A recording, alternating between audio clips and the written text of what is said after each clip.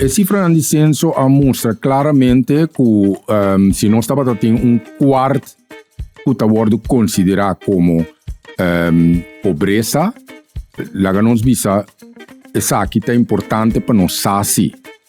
Tem pobreza que você mide monetariamente, que é a base de 100 entrada, então tem pobreza que você por medir social.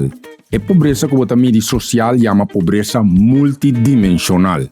Essa aqui está consiste de diferentes componentes que está deprivação de gente, na que você tem acesso né e que você não tem acesso né. Essa aqui nós está trabalhando para nós vamos publicar a cifra aqui também, para nós mirar a vulnerabilidade de nossa comunidade, quem está vulnerável, então quem realmente está em pobreza extrema.